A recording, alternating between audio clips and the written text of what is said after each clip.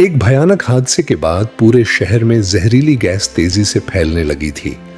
Gas धीरे धीरे इमारतों को अपनी चपेट में ले रही थी और लोगों के पास बचने का बहुत कम समय था। इसी बीच एक 80 मंजिला इमारत में एक युवक अपने परिवार और अपनी गर्लफ्रेंड के साथ फंस गया। जहरीली गैस लगातार ऊपर की ओर बढ़ रही थी।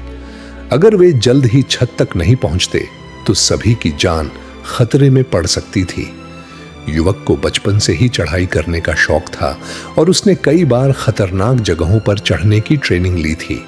इसलिए उसने फैसला किया कि वह इमारत की बाहरी दीवार से चढ़कर छत तक पहुंचेगा और अपने परिवार के लिए बाहर निकलने का रास्ता खोलेगा।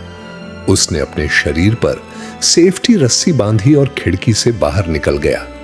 नीचे सैकड़ों मीटर की गहराई थी।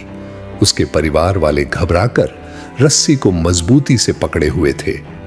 अचानक उसका हाथ फिसल गया और वह लगभग नीचे गिरने वाला था, लेकिन अपनी ताकत और ट्रेनिंग की वजह से उसने समय रहते दीवार का किनारा पकड़ लिया। कुछ देर की मुश्किल चढ़ाई के बाद वह छत तक पहुंच गया। उसने तुरंत छत का दरवाजा खोला और अपने परिवार के लोगों को ऊपर आने का रास्ता दे दिया। पर उनकी परेशानी अभी खत्म नहीं हुई थी। जहरीली गैस लगातार ऊपर बढ़ रही थी और अब छत तक पहुंचने वाली थी। तभी आसमान में एक रेस्क्यू हेलीकॉप्टर दिखाई दिया। सभी लोग जोर जोर से चिल्लाने लगे, लेकिन हेलीकॉप्टर उन्हें नहीं देख पाया। तब युवक की गर्लफ्रेंड ने एक शानदार तरीका बताया। उसने कहा कि सभी लोग अपने मोबाइल फोन की फ्लैशलाइट को एक साथ चालू करके बार बार चमकाएं।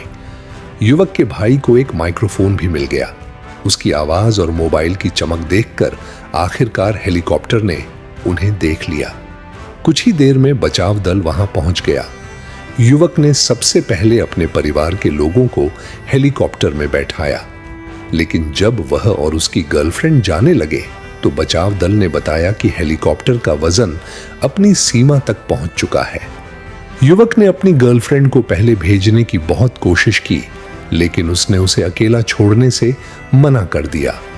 दोनों ने फैसला किया कि वे अगली रेस्क्यू फ्लाइट का इंतजार करेंगे, लेकिन उनकी उम्मीद जल्द ही टूट गई। एक दूसरा हेलीकॉप्टर आया, मगर वह उनके पास रुकने के बजाय दूसरी इमारत में फंसे लोगों को बचाने चला गया। अब जहरीली गैस उनके बिल्कुल पास पहुंच चुकी थी।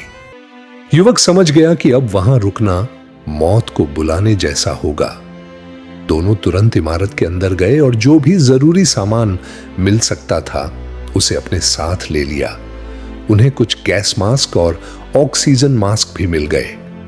अब वे एक इमारत से दूसरी इमारत की ओर बढ़ने लगे। रास्ता बहुत खतरनाक था। कहीं उन्हें दीवारों पर चढ़ना पड़ता तो कहीं रस्सियों के सहारे हवा में लटक कर दूसरी इमारत तक जाना पड़ता। एक समय युवक के पास केवल एक ऑक्सीजन मास्क बचा था। चुपके से वह मास्क अपनी गर्लफ्रेंड को पहना दिया और खुद वहां से नीचे चला गया। गर्लफ्रेंड को लगा कि वह उसे अकेला छोड़कर भाग गया है। वह गुस्से में उसे बुरा भला कहने लगी, लेकिन कुछ देर बाद युवक वापस आया। उसके हाथ में एक नया ऑक्सीजन मास्क था। असल में वह अपनी जान जोखिम में डालकर नीचे गया था ताकि अपनी गर्लफ्रेंड के लिए एक और ऑक्सीजन मास्क ढूंढ सके। उसने उसे अकेला नहीं छोड़ा था, वह सिर्फ उसकी जान बचाने गया था। इसके बाद दोनों एक जिम में पहुंचे। सामने वाली इमारत तक जाने का रास्ता बंद था। तब गर्लफ्रेंड ने वहां रखे भारी डंबल और रस्सियों की मदद से एक अस्थायी रास्ता बनाने का विचार दिया। काफी कोशिशों के बाद उन्होंने रस्सी को दूसरी तरफ पहुंचाया और उस पर लटक कर आगे बढ़ने लगे। लेकिन तभी पास के एक रेस्टोरेंट की वेंटिलेशन पाइप से जहरीली गैस तेजी से उनकी ओर आने लगी। युवक ने अपनी गर्लफ्रेंड को पहले आगे जाने को कहा और खुद गैस के सामने रुक गया ताकि उसे बचने का समय मिल सके। कुछ समय बाद वह भी अपनी पूरी ताकत लगाकर जहरीली गैस से बाहर निकल आया और दोनों फिर से एक साथ हो गए। छत पर पहुंचकर उन्होंने प्लास्टिक की चीजों और मोबाइल की फ्लैशलाइट से बचाव दल को संकेत देना शुरू किया। तभी उन्हें पास की एक इमारत में कुछ छात्र फंसे हुए दिखाई दिए। छात्रों की छत का दरवाजा बंद था और वे बाहर निकलकर मदद का संकेत भी नहीं दे सकते थे।